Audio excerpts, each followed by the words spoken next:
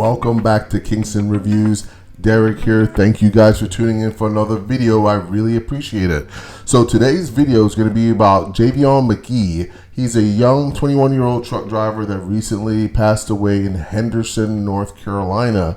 And there's just been a whole lot of race baiting going on, people talking about sundown towns and how it's still like the 1965s and that he was recently lynched in Henderson. I disagree with this. I've been here in North Carolina since 91 and I have not seen any of this that they're talking about. And that's just my personal opinion, but I actually do have an answer for what I actually think happened.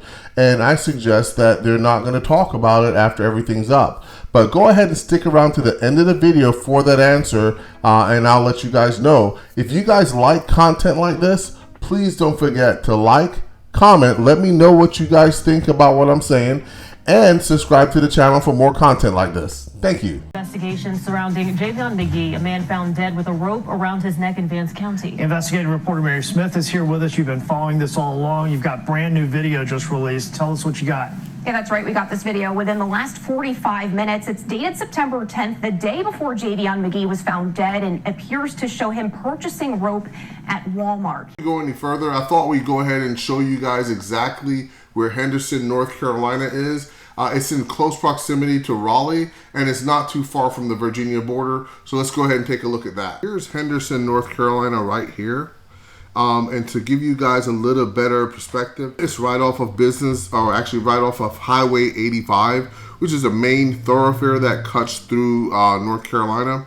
It goes all the way up and down through Virginia, which is up here, and then Durham is here. So as you can see, he's kind of in between Durham and Virginia. My guess is if he's traveling further, he probably stopped here, because you don't want to necessarily stop in a big city just because of the cost. I traveled a lot in my previous jobs, and when I was going to spend the night out of town, I would definitely spend my night in a lot of these areas. I've actually been to Oxford, been to Henderson, and I can tell you it is not what people are making it out to be. Here's the surveillance video from the Walmart Supercenter in Henderson. The video appears to show him at the self-checkout purchasing the blue rope. It shows he paid $4.20 for it. You can then see him walk out of the store, and he walks across the parking lot to his truck and drives off. The sheriff's office says his body was found in an area off Vanco Mill Road. They say deputies found him near the base of a tree in a seated position with a rope wrapped around his neck and the other end attached to a tree. Magee's family believes it was a hate crime, and attorneys representing the family say he has no history of mental illness. Okay, so let me tell you a little bit about some of these areas in North Carolina, because like I said, I traveled all throughout North and South Carolina over the last several years in different positions, and I've been in every small town from the coast to the mountains. And yes, there's still very rural areas, very small communities, but what I find typically in these areas is that there are usually pretty good race relations between black and whites. Oftentimes, the black make up quite a majority of the population, and so everyone kind of gets along with everyone. That's just my personal perception, and I think because this guy's from Chicago, his family has some preconceived notions. This is a very common misconception for people from the North thinking about the South, thinking that it is still 1965, like this guy says here. You might run into somebody who don't like black people, and now y'all got to go at it. But in real life, on these back roads, most of the towns in America, bro, racism is alive and well. It feels like 1965 out here, boy. Okay, so this guy's name is Introverted Rockstar. He's actually a trucker, just like Javion is. He's been doing it for 10 years, and he's got a perspective that these rural areas are really dangerous, even though he does say that he stays in some of the rural towns and spends the night there, but he doesn't leave his truck. I can tell you that this guy is either suffering from some sort of PTSD from the urban area that he's from, or he's just got some sort of detachment from reality, because the reality is, as someone that has traveled to big cities, you definitely do not want to stay in the big cities.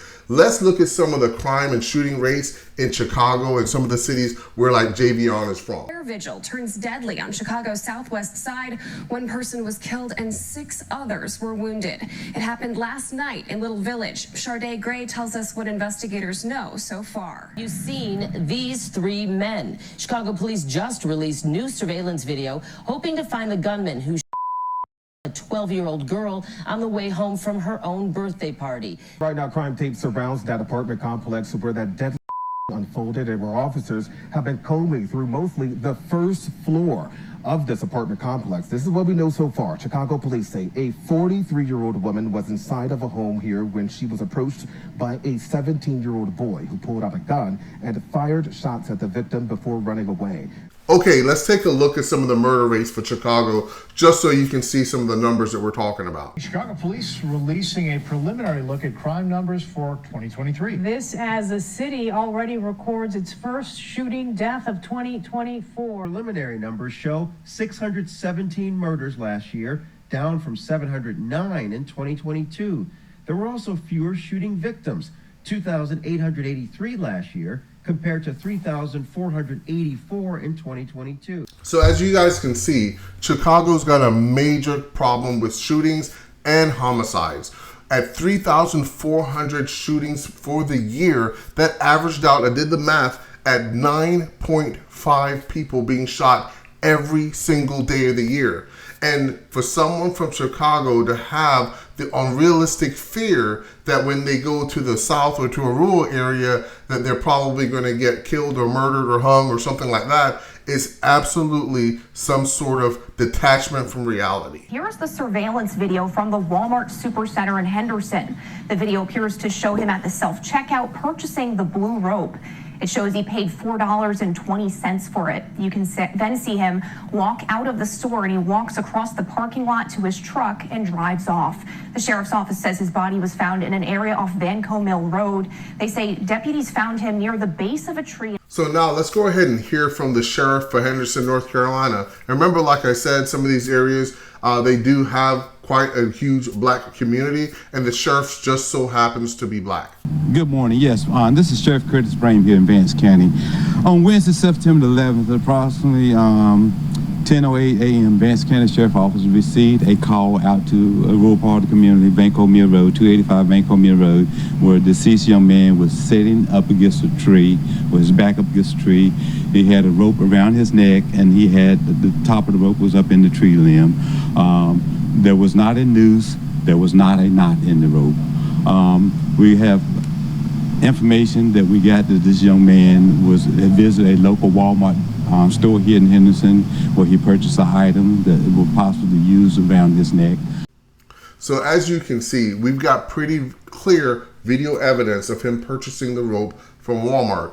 Then we've got a sheriff that just happens to be black in Henderson, North Carolina. He's investigating it. He's in charge of the investigation. And thus far, from what he's saying, that this was not a noose where he was hung from a tree. He was found standing with it around his neck. So as you guys already know, the media is not going to let any situation where someone black passes away and they can try to take advantage of it.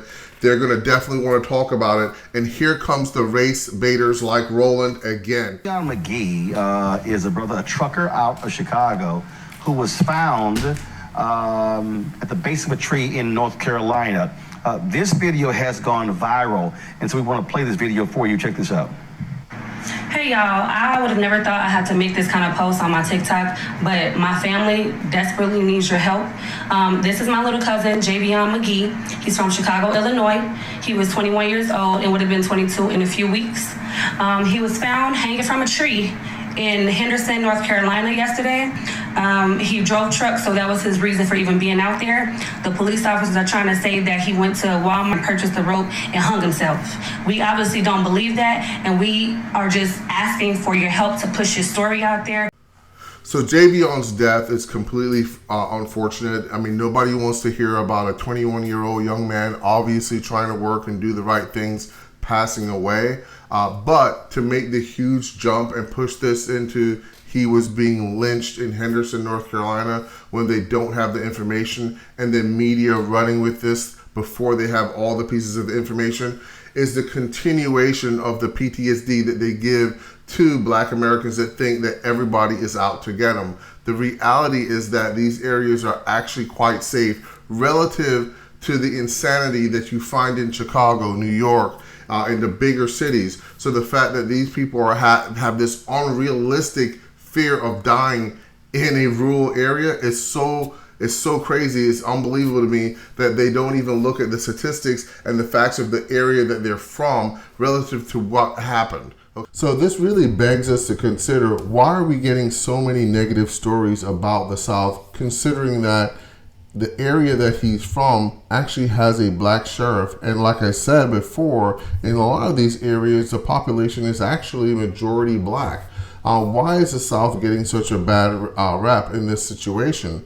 I believe it's because of the political environment that we're in right now. They're wanting to run with any case. They're hoping they'll probably find something. The reality is, I don't think there's anything to this case. It's unfortunate that this young man lost his life, but I think it's more unfortunate that the media and that people have such a negative view of the South in areas like this without actually knowing anything, and especially with the fact that they're coming from an area where they themselves are having 9 deaths per day, and then they're worried about being lynched. It's an absolutely ridiculous story, and I don't think there's anything to it. So I've got a scenario in my mind that plays out as to what happened here, and I know a lot of you guys may not want to hear this, but looking at the videotape evidence of him purchasing the rope, he seemed to be in a pretty good mood. There's no information about any kind of psychological problems that this young man was having. However, a lot of people keep that stuff private into themselves.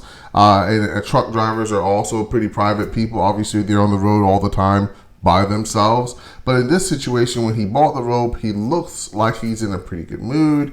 I also found out that he was looking to get a hotel for rent, but there wasn't anything to rent that night. And so that's why he was basically going to sleep in a truck.